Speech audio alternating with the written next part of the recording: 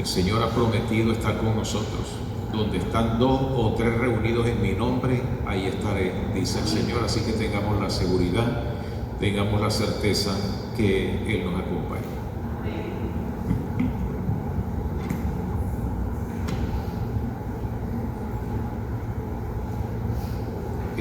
En esta oportunidad vamos a estudiar una porción de la Sagrada Escritura y el énfasis por el agradecimiento a Dios en esta noche va a ser porque nos sustenta, Él sostiene, Él suple, Él provee. Vamos a ubicarnos en el primer libro de Reyes, capítulo 17.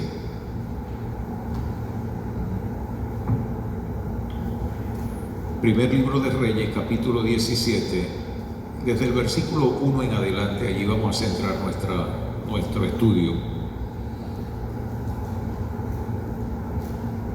Entonces Elías Tisbita, que era de los moradores de Galaad, dijo a Acab: vive Jehová, Dios de Israel, en cuya presencia estoy, que no habrá lluvia ni rocío en estos años, sino por mi palabra. Y vino a él palabra de Jehová diciendo: apártate de aquí y vuelve al oriente, y escóndete en el arroyo de Querit, que está frente al Jordán.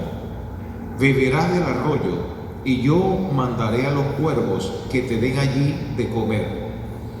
Y él fue e hizo conforme a la palabra de Jehová, pues se fue y vivió junto al arroyo de Querit, que está frente al Jordán. Y los cuervos le traían pan y carne por la mañana, y pan y carne por la tarde, y bebía del arroyo. Pasado algunos días, se secó el arroyo, porque no había llovido sobre la tierra. Gobernaba Israel el rey Acab. Se había casado con una mujer llamada Jezabel, que tenía como práctica o como su dios a Baal, y había introducido en Israel el culto a Baal. Y fíjense la lógica que tenía el culto a Baal. Consideraban que Baal era el dios de la lluvia, el dios que fertilizaba la tierra. Así que cuando llovía y nacía la grama, reverdecían los árboles, nacía el trigo, nacían las plantas, o crecían, reverdecían, ¿a quién le daban gracias? A Baal. Le daban gracias a Baal porque supuestamente la lluvia que venía del cielo la enviaba Baal. Entonces, como era Baal el que les daba la lluvia, según ellos, entonces el que le mandaba la lluvia, que era Jehová, el Dios real, cerró la llave. Cerró la llave y utilizó a Elías para cerrar la llave, y le dice: dile a Acab que no habrá lluvia, que le pidan a Baal que les mande lluvia. Yo no les voy a mandar más lluvia. Y como Baal era el producto de la imaginación, porque así son los ídolos, entonces hubo una gran sequía en Israel, terrible, terrible.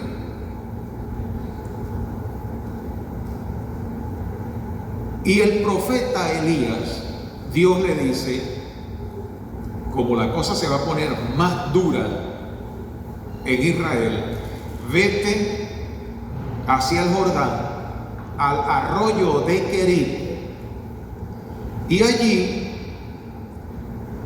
yo voy a mandar unos cuervos para que te sustenten. Te van a llevar carne y pan en la mañana y en la tarde, y en el arroyo o del arroyo vas a poder tomar agua. Qué tremendo, ¿no? un asunto verdaderamente increíble, pero interesante. Elías se fue al arroyo de Querit. Allí había agua, pero no había comida. Pero Dios envió unos cuervos, y los cuervos le llevaban pan y le llevaban carne. ¿Dónde consiguieron pan? ¿Y dónde consiguieron la carne y asada? Porque ya iba lista. Elías no la cocinaba, no la asaba. Esa iba lista y adobada, aliñada, con sal. Y le llevaba en la mañana y le llevaba en la tarde. 2 veces al día. 2 veces. Pero fíjense ustedes la manera maravillosa como Dios obra, que rompe cualquier lógica humana.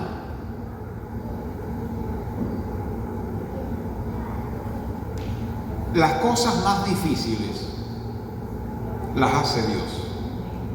Lo más difícil.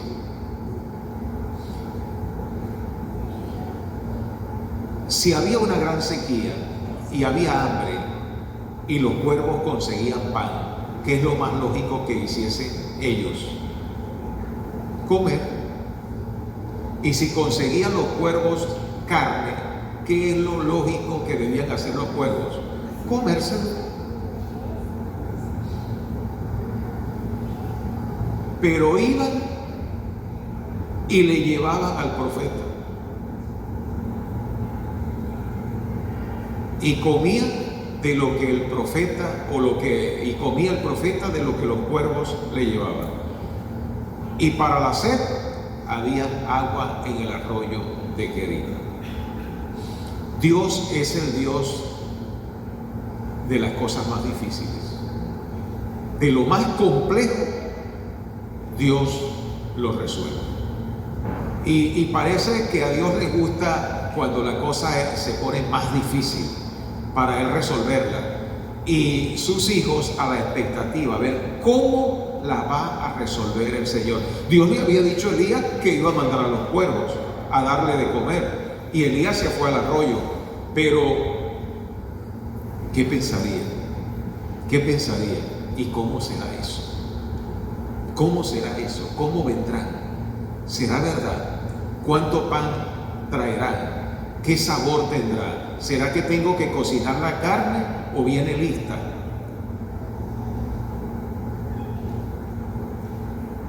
En la Biblia, la Biblia no es un libro, es la carta de Dios para encontrar en ella las grandes bondades, misericordias y cosas imposibles que Dios hizo. ¿Ustedes recuerdan cuando Dios le prometió a Abraham un hijo? Y le dice, te daré esta tierra y a tu descendencia. Y Abraham se llamaba padre de multitudes. ¿Y cuántos hijos tenía? No, pues ninguno. Ninguno, no tenía.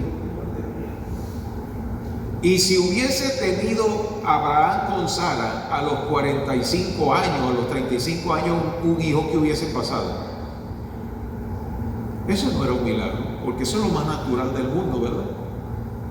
Pero a los 95 años, Sara da a luz. Ellos no tuvieron un hijo, tuvieron un milagro. Isaac no fue un hijo, fue un milagro.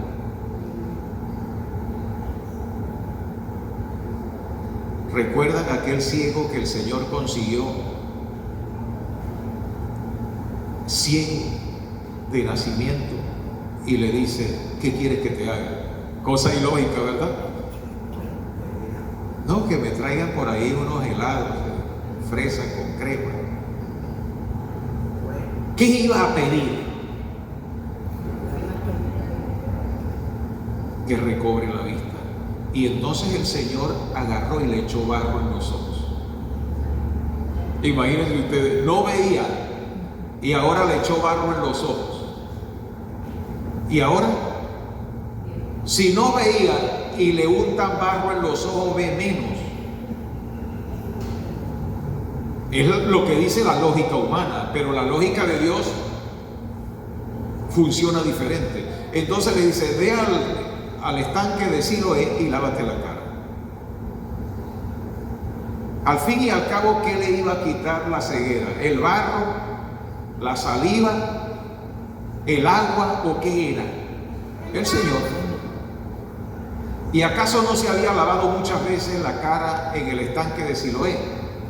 Y fue y se lavó. ¿Y qué sucedió? ¿Vio cómo derribó las murallas de Jericó el Señor?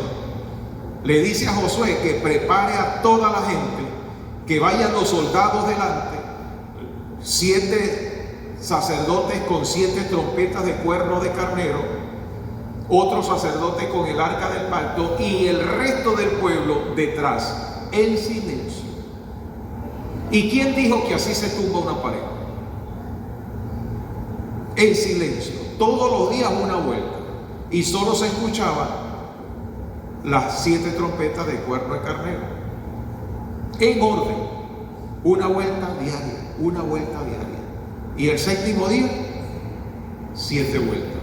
¿Y qué sucedió el séptimo día? Ahora sí griten. Yo me imagino trayendo a Josué a nuestros días, a nuestro tiempo, haciendo una junta administrativa en nuestra iglesia y diciéndole a la hermandad que van a tumbar una pared dándole vuelta. ¿Qué dirían los miembros de la junta? ¿Qué diríamos nosotros? A ver. Una locura. Mire, yo tengo una mandarria en la casa, yo la puedo traer. Yo tengo una barra, yo tengo un pico. No, yo tengo un amigo que tiene un hidromartillo, un martillo hidráulico o un tractor. No, es como Dios dijo, que hay que darle vuelta en silencio. Dieron las 7 vueltas, el séptimo día, gritaron todos. ¿Y qué pasó? Ahora, ¿qué fue lo que tumbó las murallas de Jericó? ¿Los gritos o Dios? Pero de verdad que era ilógico que cayeran con los gritos, ¿verdad? Y dándole vuelta. Pero así lo mandó el Señor. Ahora los cuervos, que no son nada caritativos, ¿han oído ustedes eso? Cría cuervo y te sacarán los ojos. ¿Ah? No son nada caritativos ni tienen buena fama, entonces ellos le llevaban comida allí. Pero fíjense que ahora, después de varios días, se seca el arroyo. No dice que los cuervos dejaron de llevar comida, sino que se secó el arroyo. Y entonces vino palabra de Jehová diciendo: levántate y ve a Sarepta de Sidón y mora allí. He aquí yo he dado orden allí a una mujer viuda que te sustente. Se secó el arroyo, entonces no hay ningún problema. Vete ahora a Sarepta de Sidón, que queda bien al norte, y allí yo he mandado y he ordenado a una mujer viuda para que te sustente, porque ya aquí terminó tu estadía en Querit. Ahora en Sidón, en Sarepta de Sidón.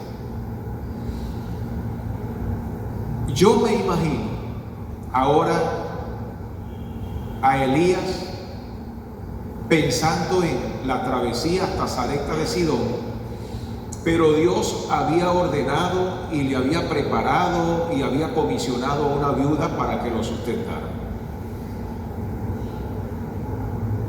Si Dios había preparado a esa viuda para sustentarlo, probablemente era una viuda más o menos acomodada, heredada. ¿Sí? Si bien no era una viuda millonaria, debió haber tenido solvencia.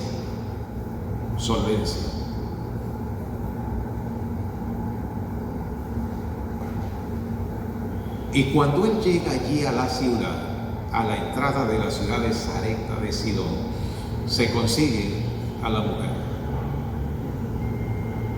Se consigue a la viuda que Dios le había dicho. Entonces,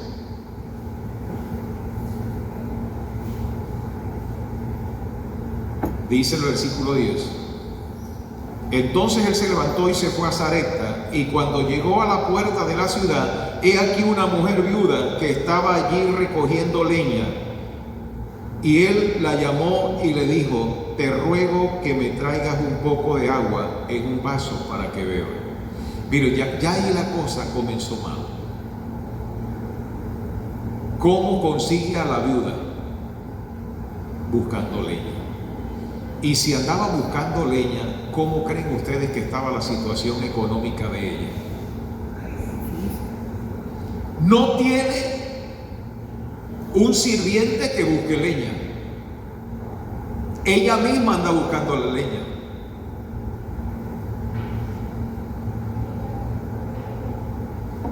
Y parece que el hijito no buscaba leña porque estaba muy pequeño.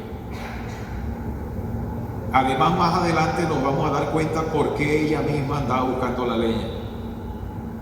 Entonces Elías le dice, mira, mujer, dame agua. El arroyo se había secado, había caminado mucho, imagínense la sed que tenía. Y ella dio la vuelta para buscarle agua, porque por lo menos agua sí había. Y cuando ella da la vuelta para buscar el agua, entonces Elías le dice, mira, también tráeme una torta de pan. Tráeme pan.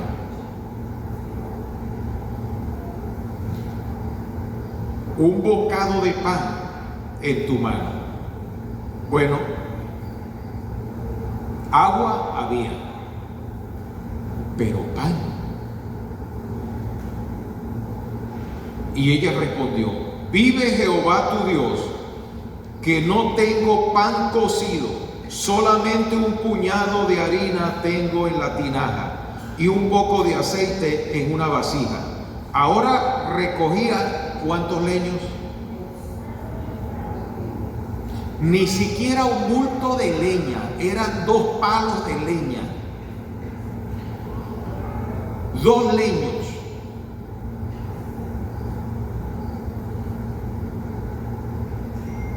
Para entrar y prepararlo para mí y para mi hijo, para que lo comamos y nos dejemos morir. Imagínense ustedes qué tremenda esperanza tenía esa pobre mujer. Ella sabía qué tenía en la casa, y lo dice aquí. ¿Y por qué lo sabía? Porque la harina se guardaba en unas tinajas de barro, no era vidrio. El vidrio más o menos sabe uno cuánto hay, y las vasijas de aceite también eran de barro. Para hacer el pan había que meter la mano en la vasija, y ya ella sabía cuánto había. Dice, ¿cuánto? Un puñado. Un puñado. ¿Y cuánto había de aceite? Tan poquito que tenía que doblar, casi que de manera vertical la vasija. Ya ella sabía que ahí no había aceite. Así como cuando nos pasa a nosotros que se acaba el aceite y uno dobla y comienza a caer las gotitas y el aceite es como a la sangre, porque demora en caer, ¿verdad? Y después cuando uno lo pone así, entonces se amontona el aceite abajo, pero cuando uno lo voltea, no sale. Y aquí por lo menos en el plástico y vidrio uno sabe, pero en la vasija de barro no se sabe. Pero ella sí había calculado que había para hacer 2 pancitos, uno para ella y otro para el hijo. Y luego dejarse morir. ¿Usted se imagina qué es saber que ese es el último pan que me voy a comer en toda mi vida? ¿Ah? ¿A qué sabrá ese pan? ¿A qué puede saber ese pan? Comérselo, ese debe ser un pan bien amargo, ¿verdad? Sabiendo que es el único pan o el último pan que yo me voy a comer. Y después de eso, la muerte, porque no voy a volver a comer. Y para una madre debe ser bien duro, porque ver a su hijo comer sin él saber que es el último, porque para los niños las cosas no se acaban. Para los niños las cosas no se acaban. Quiero más galletas, es que se acabaron. No, busque ahí. No, ahí no hay, pero vaya a la bodega y me trae, allá hay. Decían los hijos míos pequeños cuando pedían algo, yo les decía, es que no hay plata, pero vaya al banco, en el banco hay plata. Ellos no sabían cómo funciona el asunto del dinero. Ese niño se iba a comer el último pancito, pero él no sabía que era el último pancito. Él iba a pedir más. Qué dolor para una madre, ¿verdad? Pero lo más terrible es que el profeta de Dios le dice: haz como dijiste, pero hazme a mí primero.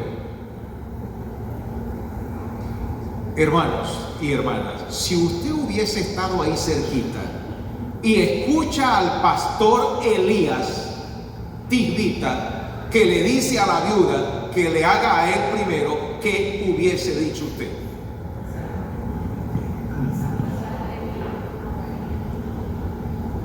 Abusadores. Qué hombre tan abusador, ¿verdad? Mal testimonio. Y eso que es el pastor, el profeta.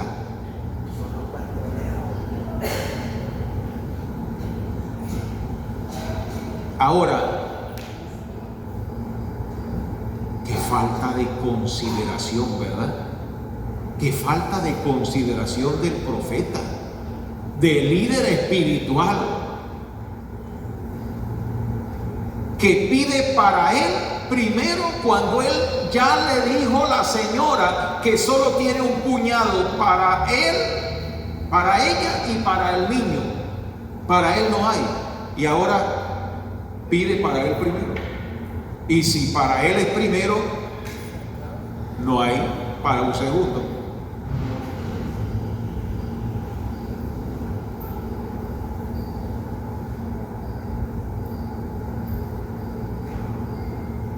Falta de consideración, abuso u orden de Dios.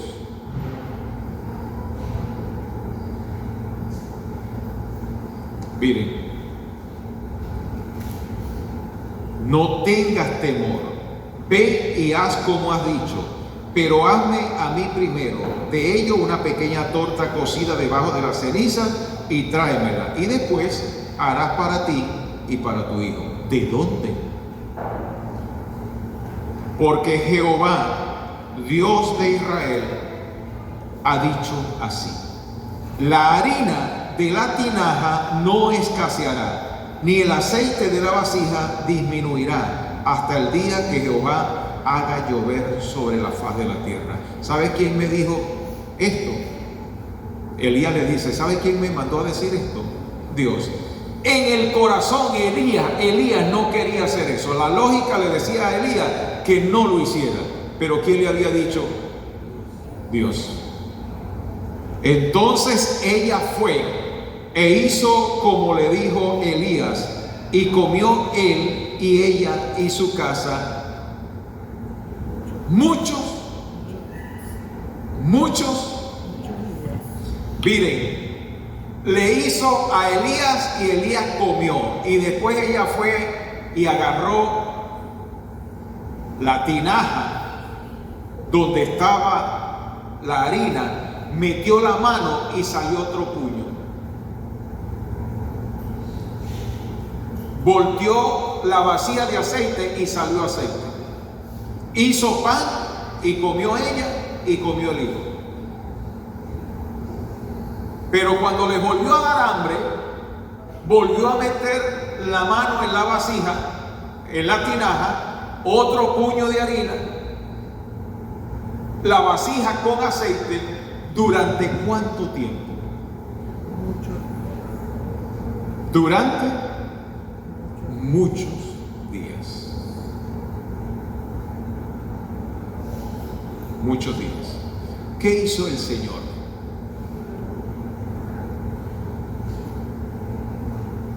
¿Qué hizo el Señor?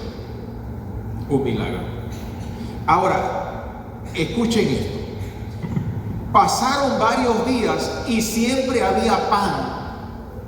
Siempre hubo pan hasta el día que comenzó a llover y hubo cosecha. El niño no se murió, ni ella se murió. Siempre hubo alimento.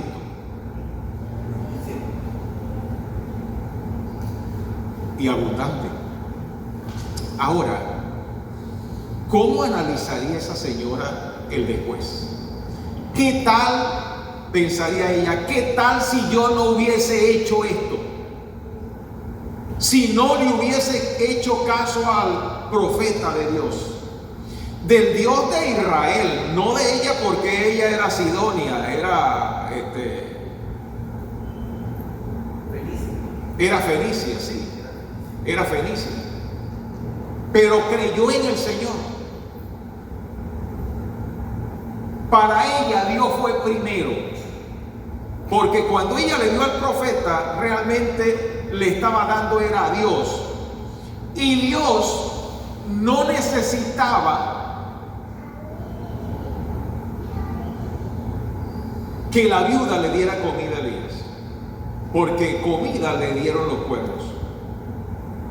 Realmente lo que Dios hizo fue mandar a Elías para bendecir a esa mujer y a su hijo. Realmente Dios envió a Elías fue para darle Dios bendición a esa familia, pero no le dio hasta que ella no puso a Dios en primer lugar. Fue Dios primero, ahora Dios hizo la provisión durante muchos días. Al fin y al cabo, Dios no estaba interesado que ella diera. Dios estaba interesado era en darle a ella. Y le dio. Yo me imagino que esa mujer, cuando veía a su hijo, después de 1, 2, 3, 4, 5 semanas, 3 meses, 4 meses, 5 meses, y el muchacho rellenito, con los cachetes coloraditos, nutridito, creciendo, robusto, no hacía sino darle gracias a Dios. Gracias a Dios, porque para ella ese último pan iba a representar el final para su familia, para su niño y para ella. El niño en menos de un mes tenía que haber muerto de hambre, y ella también. Ahora, cuando lo veía nutridito, robusto, rozagante, ella no podía sino agradecerle al Señor, y agradecerle al Señor porque Dios la inspiró para hacer eso, porque cualquier mujer sin ser inspirada por Dios hubiese dicho: degenerado, ¿cómo se te ocurre que te voy a dar mi comida, la comida de mi niño para usted? ¿Quién la convenció? Dios, a través de lo que dijo. El Señor dijo: la harina de la tinaja no escaseará, ni el aceite de la vasija menguará hasta que venga la lluvia. Ella creyó y así sucedió. Miren, hermanos, Dios no envejece. Dios es eterno. El mismo Dios que sostuvo a los patriarcas y sostuvo a esta mujer, a Elías y a su iglesia a través de todos los tiempos, es el mismo que nos sostiene a nosotros. Es el mismo. Y es probable, hermanos, que cada uno de los que estamos aquí tenga una experiencia similar. Puede que sea más pequeña o pequeñita, pero igual un milagro. Igual un milagro. Miren, hermanos, en el año, por ahí como en el 2016, en plena crisis alimentaria terrible, yo recuerdo que lo que lográbamos comprar en las colas, yo siempre guardaba en una pipa de plástico, harina, casabe, aceite, algunas cositas así, para mandarle a la familia en Falcón, porque en Valencia se conseguía un poquito más las cosas. En Falcón lo que se conseguía era pura yuca, y tenían la yuca ya aborrecida. Y un día un pariente dijo: voy para Falcón, si va a mandar algo me avisa, y yo voy donde está la pipa. Y la pipa tenía bastantes cositas, y digo yo: voy a mandar algo de aquí. Y saqué algo, y de repente dije: no, voy a mandar todo, y que ellos lo repartan allá entre todos los que puedan. Y agarré y saqué todo, y quedó la pipa limpia, ni gorgojo le quedó.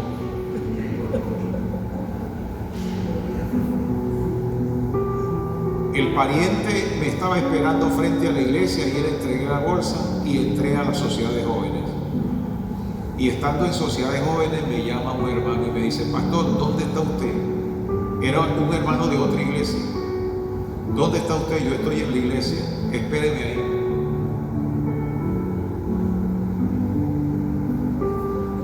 Y eso, hermano, no, que necesito hablar con usted. No había pasado una hora que había mandado la encomienda, y entonces me llega con la camioneta y me dio un poco de harina, y casi que llené la pipa otra vez.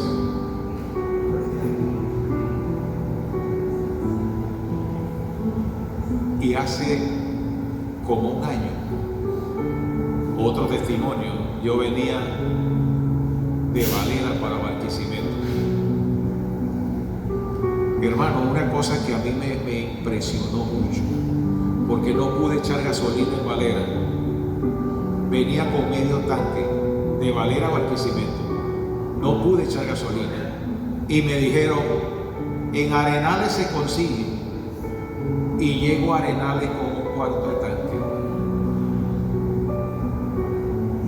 y está una cola corta. Me alegré y me dice: estamos esperando la gandola. Estamos esperando la gandola. Cuando uno ve la cola corta se alegra, pero es que no hay. Oiga, terrible. Pero espérela, y esperé una hora, y no llegaba nada. Más bien llegaba más caro. Y se está haciendo tarde. Un cuarto de tanque. Oré al Señor y le dije: Señor, yo me voy. Me voy. Y me fui para Barquisimeto. Hermanos, miren, la aguja no bajó. La aguja no bajó. Yo he oído testimonios de eso y no le he prestado atención, porque a veces uno tiene que vivirlo para uno sentirlo. Hermano, llegué con un cuarto de tanque a Barquisimeto, y no llegué ni siquiera a la bomba de gasolina. Llegué a la oficina de la Unión a entregar unas cosas que mandaron de Valera, y después de atender varias cosas en la oficina me fui para la bomba, echar gasolina. Allá no había cola. Un cuarto de tanque, y la aguja no bajó, y el flotante estaba bueno. y está bueno todavía. Así que la historia de la viuda de Sarepta de Sidón es real, es real. Y usted y yo lo podemos vivir. Lo hemos vivido posiblemente en grados menores, medianos o grandes, pero lo vivimos. Pero lo podemos vivir más, lo podemos seguir viviendo. Pero hay que accionar para poder. Si yo me he quedado ahí esperando la gandola y la gandola llega y yo lleno el tanque, no veo la mano de Dios. No la veo. Y no hubiese tenido esa hermosa experiencia, pero para mí es una hermosa experiencia. Si hubiese mandado para coro una partecita de lo que había en esa pipa, a lo mejor el Señor no me manda más nada. No lo manda. Último testimonio. Una vez fuimos a Nirgua a una actividad. No incluía la cena y compramos cena en el pueblo. Con mi esposa y yo comimos y parecía que no habíamos comido porque quedó todo ahí prácticamente. Entonces, ¿qué hacemos con esto? Son las 9 de la noche. ¿Qué hacemos con esto? La botamos, se la echamos a los perros. No, le dije, no. Y me fui para el hogar. Y consigo un muchacho, un monitor. Y le dije, mire muchacho, aquí está una comida que no hayamos a quien dársela. Se la voy a dar a usted, pero usted no se lo coma, no se la coma solo. Usted busca algún otro estudiante por aquí y comparta esta comida con él. Sí, pastor, gracias. Yo me fui para la habitación. En la mañana, cuando salgo, me llegan los dos muchachos y me dicen, pastor, ¿cómo sabía usted que nosotros no habíamos comido en todo el día? Ay, Dios mío. Y yo casi que se le echo los perros. ¿Cómo sabía usted? Yo le dije, realmente yo no sabía, pero Dios sí sabía. Dios sí sabía. Hermanos, cuando nosotros hacemos una obra para la obra de Dios, para la causa de Dios, la estamos haciendo es para nosotros mismos. La hacemos para nosotros mismos. Uno dice que es para beneficiar a la iglesia, a la obra, al reino de Dios o al prójimo. No. Al fin y al cabo, Dios lo que hace es que permite deshacernos de algunas cosas para Él proveer más. Si la viuda de Sarepta de Sidón no le hubiese dado lo que tenía al profeta de Dios, si hubiese muerto de hambre ella y el hijo. Sí. Pero qué bueno que lo hizo. Contribuir para el reino de Dios, al fin y al cabo, es contribuir para nosotros mismos. Dios nos pide no es porque Él necesite, sino para podernos dar más. Quiero darte, pero te voy a probar.